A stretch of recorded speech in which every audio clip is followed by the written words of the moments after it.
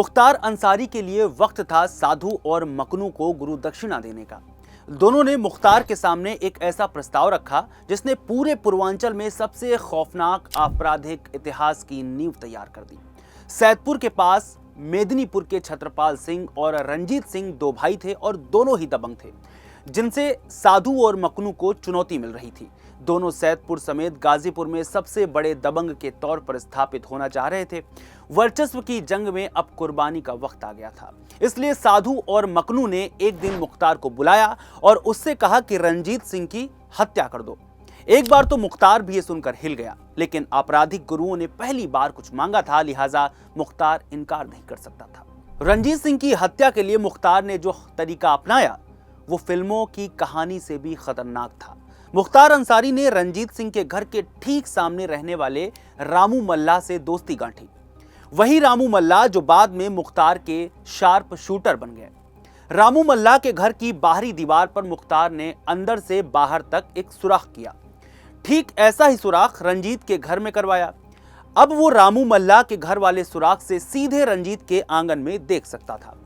एक दिन रंजीत अपने आंगन में घूम रहा था कि मुख्तार ने मौका देखा, शिकार पर निशाना साधा और इस कदर अचूक निशानेबाज था कि उसने एक गोली चलाई और रंजीत सिंह वहीं ढेर हो गया। जल्द ही इलाके में खबर फैल गई कि रंजीत की हत्या किसने की है और किसके कहने पर की। यानी अब मुख्तार और उसके गुरुओं साधु मकनू का सिक्का गाजीपुर से लेकर वाराणसी तक जमने लगा था। गिरोह का नाम था साधु मकनू गिरोह और मुख्तार अंसारी उसका गुर्गा था। बाद में साधु और मकनू की भी हत्या हो गई, जिसके बाद इसी गिरोह का सरगना मुख्तार अंसारी बना, जो उसके अपराध की पहली पायदान थी। यानी आज की क्राइम कुंडली में हम बाहुबली नेता मुख्तार अंसारी के बारे में जानेंगे। मुख्तार की क्राइम कुंडली में हम आपको उसके दोनों गुरुओं साधु और मकनू के बारे में बताएंगे। हम आपको यह भी बताएंगे कि छत्रपाल सिंह और रंजीत सिंह नाम के दो बाहुबली भाई थे कौन। हम उस बारे में भी विश्लेषण करेंगे कि कैसे एक शख्स जिसका पूरा परिवार स्वतंत्रता के लिए अपनी जान गंवा चुका है, वो कैसे माफिया बन गया। इसके अलावा हम ये भी बात करेंगे कि क्यों बहुत से अपराध के बाद लोग मुख्तार अंसारी को अपना मसीहा मानते हैं।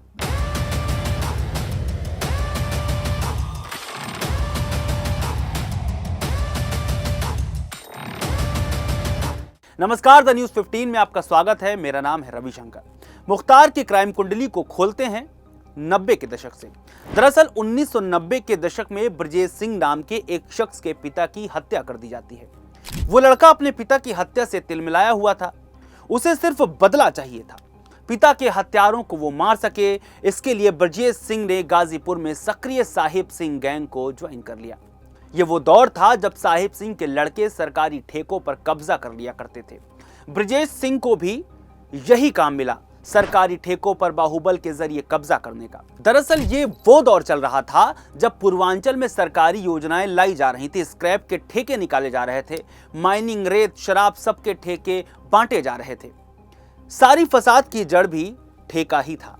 ऐसे में साहिब सिंह की तरफ से सरकारी ठेकों पर कब्जा करने का काम ब्रजेश सिंह ने शुरू कर दिया। बेहद कम वक्त में ब्रजेश की तूती पूरे पूर्वांचल में बोलने लगती है। लेकिन गाजीपुर में ही एक और गैंग था। इस गैंग के लड़के भी कोई कम नहीं थे।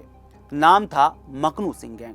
मकनू सिंह गैंग की तरफ से सरकारी ठेकों पर कब्जा करने का काम मुख्तार अंसारी को दिया जाता है।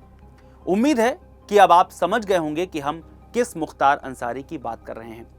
गाजीपुर और मऊ के सरकारी ठेकों पर मुख्तार अंसारी का एक छत्र अधिकार था, लेकिन अब ब्रजेश सिंह की नजर भी इन्हीं ठेकों पर थी। ब्रजेश इन ठेकों को एक एक कर कब्जाने लगा, लेकिन वर्चस्व की ये लड़ाई कहां तक जाएगी और इसमें किसकी लाशें बिछेंगी, उस वक्त बता पाना किसी के लिए संभव नहीं था। लेकिन ये वही समय था जहां मुख्तार अंसारी और ब्रजेश सिंह के बीच दुश्मनी शुरू होती है, जिसके किस्से हम आपको आगे सुनाएंगे। मगर उससे पहले आ जाइए 1970 में, जब वर्चस्व की लड़ाई चल रही थी। इस वक्त पूर्वांचल बेहद पिछड़े इलाकों में गिना जाता था, लेकिन सरकारें एक्टिव थीं। इसके बाद पूर्वांचल में कई सरकारी ठेके और विकास की परियोजनाएं लाई जाती हैं। 1990 का दशक आते आते पूर्वांचल में ब्रजेश सिंह और मुख्तार अंसारी का गैंग सक्रिय हो जाता है। जमीनों पर कब्जा, रेलवे के स्क्रैप के ठेके, शराब के ठेके और वर्चस्व की लड़ाई शुरू हो जाती है। इन सरकारी ठेकों में दोनों का हिस्सा होता है। यही बात मुख्तार अंसारी को अच्छी नहीं लगती। पहले ब्रजेश सिंह और मुख्तार अंसारी एक साथ काम किया करते थे, लेकिन कई विवादों के बाद दोनों अलग हो जाते हैं। फिर शुरू होती है पूर्वांचल में खूनी गैंगवार की कहानी। 1980 के दशक में गाजीपुर जिले के सैदपुर में एक प्लॉट को हासिल करने को लेकर साहिब सिंह के नेतृत्व वाले गिरोह का मकनू सिंह के गिरोह से झगड़ा हो जाता है। यह वारदात कई हिंसक वारदातों की श्रृंखला से पनपा था, यानी इस वारदात में एक के बाद एक कई वारदात हुई थी, जिसके बाद ये नौबत आई। लेकिन यहीं से दो नाम खुलकर सबके सामने आते हैं, पहला मुख्तार अंसारी और दूसरा ब्रजेश सिंह। साल 1988 में पहली बार मुख्तार अंसारी के खिलाफ केस दर्ज होता है। केस था सच्चिदानंद राय की हत्या का। यह हत्या मुख्तार ने सच्चिदानंद राय के गांव में घुसकर की थी। अंसारी परिवार गाजीपुर के मोहम्मदाबाद का रहने वाला था। यहीं से अंसारी परिवार ने राजनीति भी शुरू की थी। इसी क्षेत्र के नगर पंचायत के चेयरमैन सुभान अल्लाह अंसारी थे, यानी मुख्तार के पिता। इसी क्षेत्र में एक और प्रभावशाली व्यक्ति था जिसका नाम था सच्चिदानंद राय। दरअसल पूर्वांचल में ठाकुरों और भूमिहारों का वर्चस्व हमेशा से रहा है। मोहम्मदाबाद क्षेत्र भूमिहारों के वर्चस्व के लिए जाना जाता है। लेकिन एक दिन किसी बात को लेकर मोहम्मदाबाद बाजार में मुख्तार के पिता सुभान अल्लाह अंसारी और सच्चिदानंद राय के बीच बहस हो गई। इस दौरान विवाद इतना बढ़ गया कि सच्चिदानंद राय ने सुभान अल्लाह अंसारी की भरे बाजार बेइज्जती कर दी, कई बातें कही और काफी कुछ बुरा भला कहा। मुख्तार को जब यह बात पता चली तो अपने पिता के अपमान का बदला लेने की ठान ली। मोहम्मदाबाद इलाके में भूमिहारों की आबादी काफी ज्यादा है। ऐसे में राय बिरादरी के प्रभावशाली होने के कारण पहले तो मुख्तार को सच्चिदानंद राय की हत्या में काफी मुश्किलें हुई। हालांकि मुख्तार ने तय कर लिया था कि वो सच्चिदानंद राय को जीवित नहीं छोड़ेगा, जिंदा नहीं छोड़ेगा। इसी दौरान उसकी मुलाकात साधु सिंह और मकनू सिंह नाम के दो कुख्यात अपराधियों से हुई। इन्हीं दोनों अपराधियों के जरिए मुख्तार ने सच्चिदानंद राय के गांव में घुसकर उसकी हत्या करवा दी। इसके बाद से ही मुख्तार ने मकनू सिंह और साधु सिंह को अपना आपराधिक दुनिया का गुरु मान लिया। यानी आप समझ गए होंगे मकनू और साधु मुख्तार से कैसे मिले। हालांकि जब साधु सिंह की हत्या हुई तो इसमें नाम आया बाहुबली नेता ब्रजेश सिंह का। बस अब क्या था, ठेकेदारी और रंगदारी को लेकर पहले से ही मुख्तार ब्रजेश से नाराज था। साधु सिंह की हत्या में नाम आने के बाद मुख्तार और ब्रजेश के बीच दुश्मनी और भी ज्यादा बढ़ गई। इसके अलावा मुख्तार से जुड़ा जो सबसे बड़ा मामला है वो विधायक कृष्णानंद राय का है। और इस किस्से को जानने के लिए हमें ब्रजेश की एंट्री करानी ही होगी। तो शुरू करते हैं। तारीख थी 15 जुलाई, साल था 2001। उत्तर प्रदेश में मिनी असेंबली कहे जाने वाले पंचायत चुनाव की गहमा गहमी थी। एक तरफ मंझले कद के ब्रजेश सिंह की अदावत कोई नहीं लेना चाहता था, दूसरी तरफ रौबदार मूंछ वाले और लगभग 6.5 फीट लंबे मुख्तार अंसारी का खौफ, जो जुर्म की दुनिया में उभरता सितारा था। बात गाजीपुर के मोहम्मदाबाद की है, जहां वो कांड हुआ जिसका मुख्तार अंसारी को अंदाजा तक नहीं था। गाजीपुर जिले में मोहम्मदाबाद से करीब 7 किलोमीटर दूर उसरी चट्टी गांव में चुनाव प्रचार के लिए गाड़ियों का एक काफिला निकला। यह काफिला रेलवे फाटक पार कर गांव की तरफ बढ़ ही रहा था कि तभी काफिले की नाक के सामने एक ट्रक आकर खड़ा हो गया। जब तक कोई कुछ समझ पाता और मुख्तार के शूटर बंदूक की नाल गाड़ियों के शीशे से बाहर निकाल पाते, तब तक अंधाधुंध फायरिंग शुरू हो गई। यह पहला मौका था जब मुख्तार अंसारी के ऊपर सामने से किसी ने हमला करने की जरूरत की। ट्रक में लोग लद कर आए थे। कहा जाता है कि ये सभी ब्रजेश सिंह के छर्रे थे। गाड़ी के ऊपर अंधाधुंध फायरिंग शुरू कर दी। गाड़ी में कुख्यात गैंगस्टर और मऊ सीट से विधायक मुख्तार अंसारी बैठा था और इस हमले का आरोप दूसरे गैंगस्टर ब्रजेश सिंह के ऊपर लगा। हमले में मुख्तार अंसारी बच गया, लेकिन इलाके में उसके साथ ब्रजेश सिंह की दुश्मनी के चर्चे होने लगे। मुख्तार अंसारी और ब्रजेश सिंह की दुश्मनी दशकों पुरानी थी और दोनों का कई बार आमना सामना भी हुआ। अब आइए जान लेते हैं कि इन दोनों के बीच की यह अदावत शुरू कैसे हुई। दरअसल 1980 के दशक में कुछ दबंगों से अपने पिता की हत्या का बदला लेने के बाद जब ब्रजेश सिंह पहली बार जेल गया, हत्या के बारे में जैसा कि हमने आपको बताया, तो उसकी मुलाकात त्रिभुवन सिंह से हुई। त्रिभुवन सिंह उस वक्त लोहे के स्क्रैप और बालू रेत की अवैध ठेकेदारी करने वाले साहिब सिंह के गैंग के लिए काम करता था। त्रिभुवन से मिलने के बाद ब्रजेश सिंह मन बना चुका था कि अब वो क्राइम की दुनिया में ही अपने कदम बढ़ाएगा और इसलिए साहिब सिंह के गैंग से जुड़ गया। ब्रजेश सिंह बेशुमार ताकत और बेहिसाब पैसे कमाना चाहता था। पूर्वांचल में उस वक्त दो गैंग थे जिनके बीच अक्सर गैंग वॉर होता था, पहला साहिब सिंह का और दूसरा मकनू सिंह का। मुख्तार अंसारी इसी मकनू सिंह गैंग के लिए काम करता था। जुर्म की दुनिया में अपना कद बड़ा करने में लगा ब्रजेश सिंह जबरन सरकारी ठेके हासिल करने लगा। यही काम मुख्तार अंसारी भी मकनू सिंह के लिए करता था, जो हमने आपको बताया भी। बस यहीं से उसकी और मुख्तार अंसारी की दुश्मनी शुरू हो गई। स्क्रैप, बालू, रेत, शराब की तस्करी और दूसरे ठेकों को लेकर दोनों गैंग की गोलीबारी से पूर्वांचल दहलने लगा। इसी बीच एक केस में साहिब सिंह की पेशी हुई, लेकिन अदालत के बाहर ही उसे गोलियों से भून दिया गया। फायरिंग के पीछे मकनू गैंग के साधु सिंह और मुख्तार अंसारी का हाथ बताया गया। अब साहिब सिंह गैंग की कमान ब्रजेश सिंह के हाथों में थी और वो अपने गुरु का बदला लेना चाहता था। उसे पता चला कि साधु सिंह जिला अस्पताल में है। ब्रजेश सिंह ने अपनी पहचान छिपाने के लिए पुलिस की वर्दी पहनी और अस्पताल में घुसकर साधु सिंह को मार दिया।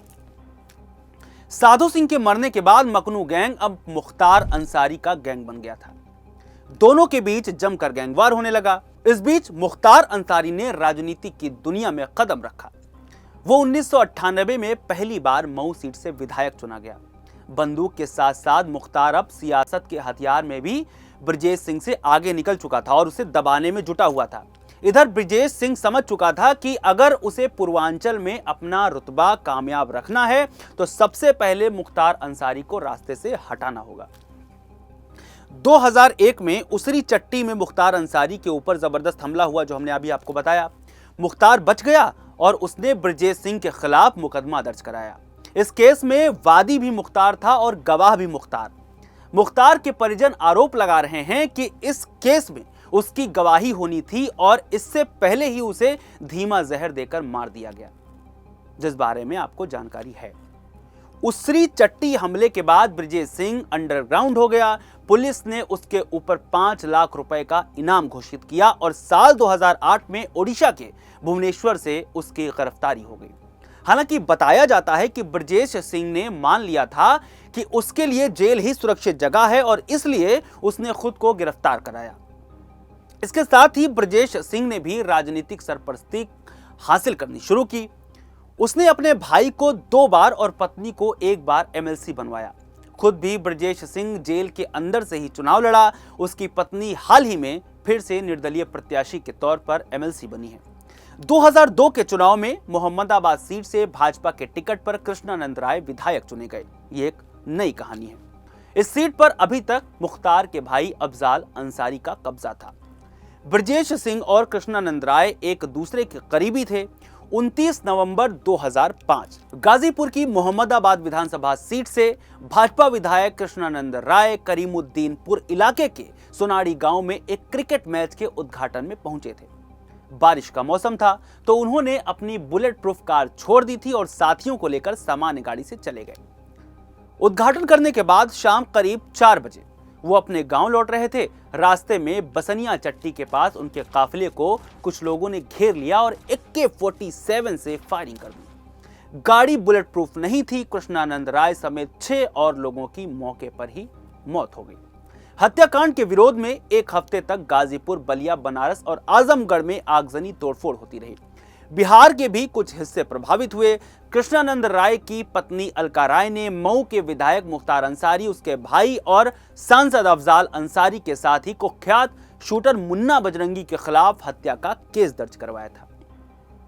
सीबीआई जांच की मांग को लेकर इलाहाबाद हाई कोर्ट में एक याचिका दाखिल की थी।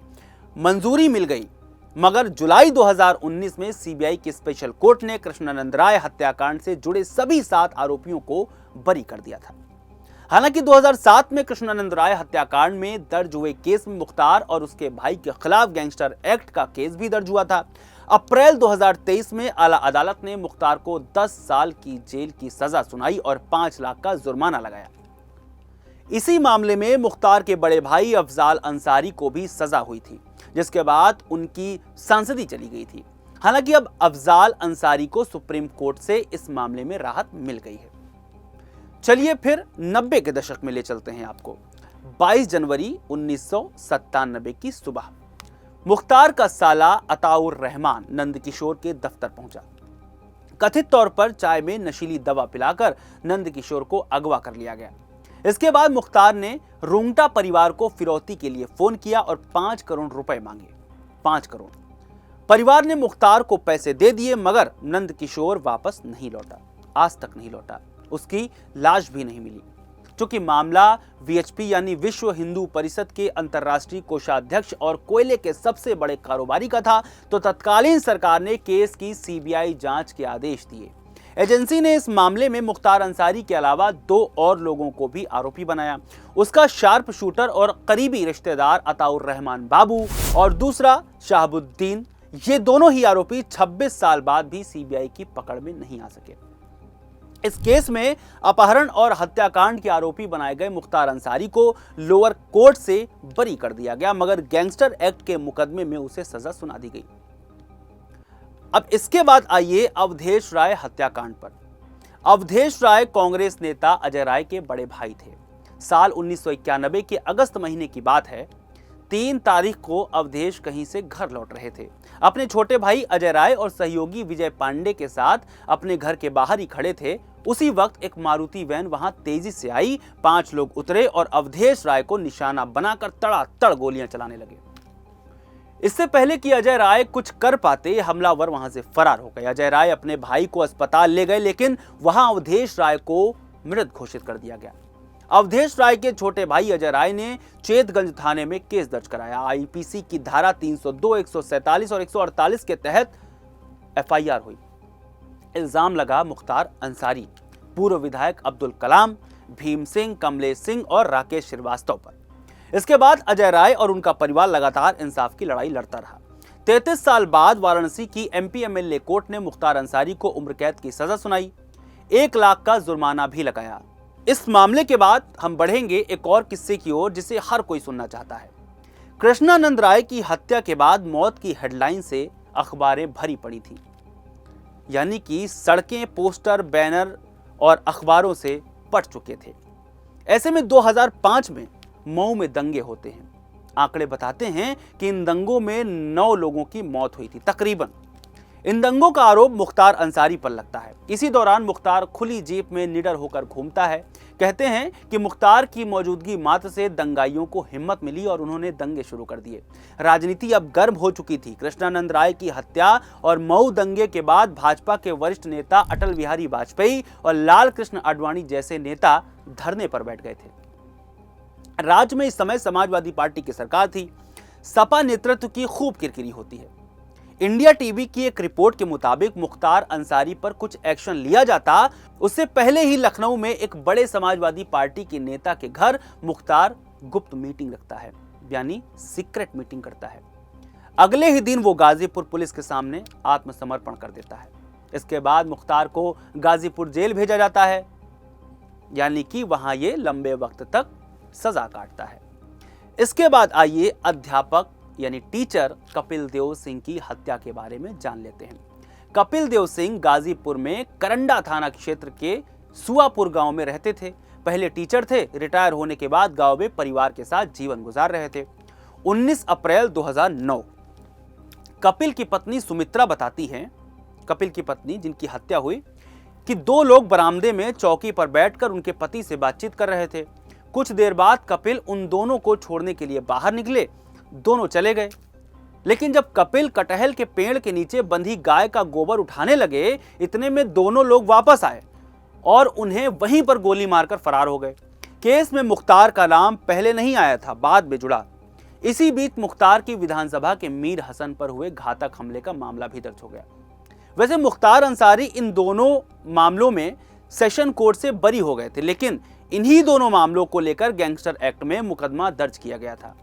इसमें कोर्ट ने उन्हें दोषी करार दिया है, 10 साल की सजा सुनाई और 5 लाख का जुर्माना ठोका। इसके बाद मुख्तार अंसारी का एक बेहद खतरनाक किस्सा है जो सुनना बेहद जरूरी है। जून 2003 का मामला है ये। जेलर एसके अवस्थी ने लखनऊ के आलमबाग थाने में एफआईआर दर्ज कराई कि जेल में मुख्तार अंसारी ने उन्हें जान से मारने की धमकी दी है। आईपीसी की धारा 353 यानी कि पब्लिक सर्वेंट के काम में बाधा डालना, 504 यानी इरादतन किसी को अपमानित करना और 506 यानी आपराधिक धमकी के तहत मुकदमा दर्ज किया गया था। केस का फैसला आया 2020 में। लखनऊ के एक ट्रायल कोर्ट ने मुख्तार को बरी कर दिया। खैर, एसके अवस्थी का मुख्तार के साथ अब किस्सा सुन लीजिए। जो हमने अभी तक बताया वो धाराएं थी, मगर किस्सा बेहद दिलचस्प है। यह मुख्तार का वो दौर था जब वो खुद को कानून से ऊपर मानता था। अपनी इसी दबंगई के चलते मुख्तार अंसारी ने जेलर तक पर पिस्टल तान दी थी। यूपी तक की एक रिपोर्ट के मुताबिक खास बातचीत में पूर्व जेलर शिव कुमार अवस्थी ने मुख्तार से जुड़ा यह पूरा मामला बताया। मामला साल 2003 का है। उस समय मुख्तार अंसारी लखनऊ की जेल में बंद था और मैं वहां जेलर था, ये एसके अवस्थी कह रहे हैं। मुख्तार उस समय निर्दलीय विधायक था, तो उसका तेवर भी अलग था।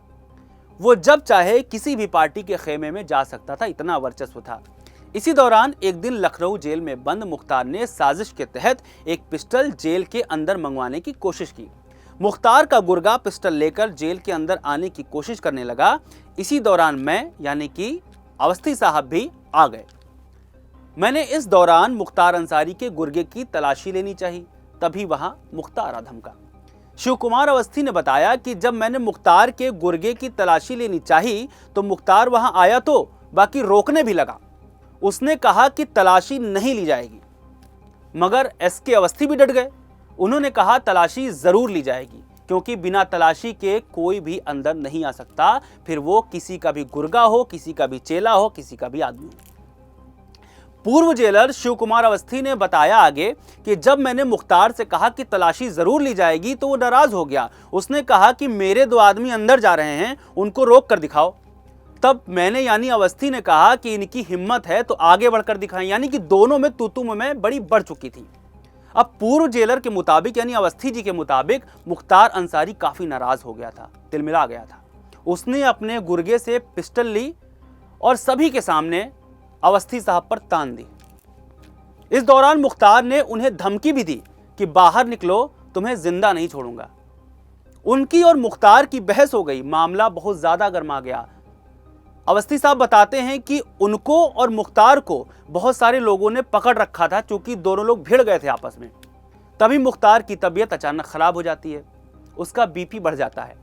पुलिस ने फौरन डॉक्टर को बुलाया। उस दिन मुख्तार इतने ज्यादा गुस्से में था कि उसने खाना तक नहीं खाया। शिव कुमार अवस्थी कहते हैं कि मुख्तार की धमकी को लेकर उन्होंने आलमबाग थाने में उसके खिलाफ केस भी दर्ज करवाया था।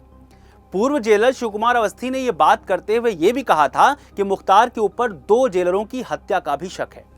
लखनऊ जेल के जेलर आर.के. तिवारी की हत्या गवर्नर हाउस के पास कर दी गई थी, तो वहीं जेलर अशोक गौतम की भी हत्या उसी इलाके में कर दी गई थी। इस दौरान उन्होंने कहा कि ये दोनों हत्याएं मुख्तार अंसारी की साजिश के तहत की गई। पूर्व जेलर शिव कुमार अवस्थी ने आगे बताया कि साल 2010 में मेरा ट्रांसफर गाजीपुर जेल में कर दिया गया। यह मुख्तार अंसारी का गढ़ था, यानी उन्होंने साजिश का एक हिस्सा बताया था इसको। गाजीपुर जेल में आधा स्टाफ मुख्तार का ही था। जेल में बंद करीब 99% बंदी उसी के थे। जेल के अंदर मुख्तार का बहुत बड़ा प्रभाव था। इसके लिए अलग से बैडमिंटन कोर्ट बनाया गया था, एक मंच भी बना हुआ था। इसके लिए जेल के अंदर ही बैरक नंबर 10 और 11 रिजर्व थे। यहां तक कि मुख्तार के खास और मुख्तार का बहनोई भी वहीं रहता था, जेल में रहता था। ये जो अवस्थी साहब बता रहे हैं, इससे आप गाजीपुर में मुख्तार अंसारी का वर्चस्व समझ सकते हैं। द लल्लन टॉप की एक रिपोर्ट बताती है कि उत्तर प्रदेश पुलिस के मुताबिक मुख्तार अंसारी पर हत्या के प्रयास, धमकी, धोखाधड़ी और कई अन्य आपराधिक कृत्यों के कुल 65 मामले दर्ज हैं। लखनऊ, गाजीपुर, चंदौली, वाराणसी, सोनभद्र, मऊ, आगरा, बाराबंकी और आजमगढ़ के अलावा नई दिल्ली और पंजाब में भी। मुख्तार 5 बार उत्तर प्रदेश के मऊ से विधायक चुना गया। साल 2017 का विधानसभा चुनाव उसका आखिरी चुनाव था, लेकिन 5 बार का विधायक 2005 से ही सलाखों के पीछे है और अभी तक बांदा जेल में बंद था। पिछले 2 सालों के अंदर एक के बाद एक उसके केसों को अंजाम तक पहुंचाया जा रहा है। 20-30 साल पुरानी फाइलों को बंद किया जा रहा है। खैर, बांदा जेल में बंद मुख्तार अंसारी की 28 मार्च 2024 को तबीयत बिगड़ गई थी। इसके बाद उसे बांदा मेडिकल कॉलेज ले जाया गया, जहां इलाज के दौरान उसकी मौत हो गई। मौत का कारण हार्ट अटैक बताया गया, लेकिन परिजनों और उसके चाहने वालों ने, जो उसको मसीहा मानते हैं, उन्होंने कहा कि मुख्तार अंसारी को धीमा जहर दिया गया है। इसके बाद 29 मार्च को मुख्तार के शव को देर रात गाजीपुर पैतृक घर ले जाया गया, जहां 30 मार्च की सुबह कालीबाग कब्रिस्तान में उसे सुपुर्दे खाक कर दिया गया। वैसे तो मुख्तार के मरने के बाद भी उसका रसूख कम नहीं हुआ है। इसका बड़ा कारण यह है कि गाजीपुर समेत पूरे उत्तर प्रदेश के बहुत से लोग उसे रॉबिन हुड की तरह मानते हैं, और इसका एक और बड़ा कारण है कि उसका भाई अफजाल अंसारी एक बड़े मार्जिन के साथ गाजीपुर में जीतकर सांसद बना है। इसके पीछे कुछ और भी कारण हो सकते हैं। दरअसल अंसारी परिवार का ऐतिहासिक वर्चस्व और रसूख हमेशा से रहा है। महान कामों के लिए मशहूर इस परिवार में मुख्तार ने अपनी मर्जी से अपराध को चुन लिया था। मुख्तार का जन्म गाजीपुर के यूसुफपुर गांव में हुआ था। राजनीति और नाम मुख्तार के अपने परिवार से मिला। मुख्तार के दादा मुख्तार अहमद अंसारी अखिल भारतीय राष्ट्रीय कांग्रेस के अध्यक्ष रहे, स्वतंत्रता सेनानी रहे और महात्मा गांधी के खास लोगों में गिने जाते थे। यह मैं मुख्तार अंसारी के दादा की बात कर रहा हूं। मुख्तार अंसारी के नाना ब्रिगेडियर उस्मान को मरणोपरांत यानी मरने के बाद महावीर चक्र से भारतीय सेना ने सम्मानित किया था। मुख्तार के पिता शुबानुल्लाह अंसारी सम्मानित वामपंथी नेता और मोहम्मदाबाद नगर पंचायत के चेयरमैन भी थे। कहा जाता है कि मुख्तार के पिता का अपने क्षेत्र में इतना सम्मान था कि उनके खिलाफ चुनाव में कोई पर्चा नहीं भरता था। मुख्तार ने अपनी शुरुआती पढ़ाई गाजीपुर के राजकीय सिटी इंटर कॉलेज और पीजी कॉलेज से की थी। मुख्तार पर तमाम दबंगई के आरोप लगते हों, लेकिन गाजीपुर के बहुत से मुसलमानों समेत हिंदुओं में भी मुख्तार अंसारी के प्रति बेहद सहानुभूति है और वो लोग उसे अपना मसीहा मानते हैं। दरअसल दावा किया जाता है कि मुख्तार अंसारी गरीबों की मदद करता था।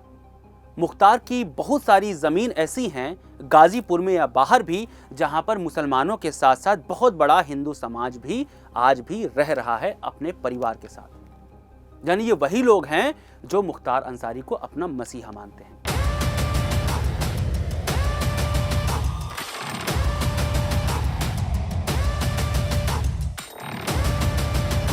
खैर, मुख्तार अंसारी की शुरुआत से अंत और बाद में राजनीतिक प्रभाव और फिर उसको मसीहा मानने की कहानी पर द न्यूज़ 15 अपना दावा नहीं करता है।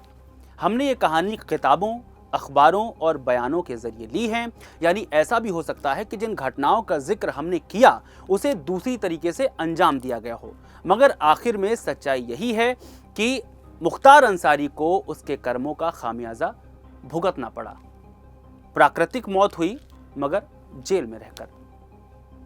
फिलहाल द न्यूज़ 15 के आज की क्राइम कुंडली में इतना ही। उम्मीद है आपको ये जानकारी पसंद आई होगी। आप किस अपराधी के अपराध की दास्तां और उसकी क्राइम कुंडली जानना चाहते हैं, कमेंट बॉक्स में हमें जरूर बताएं। शुक्रिया।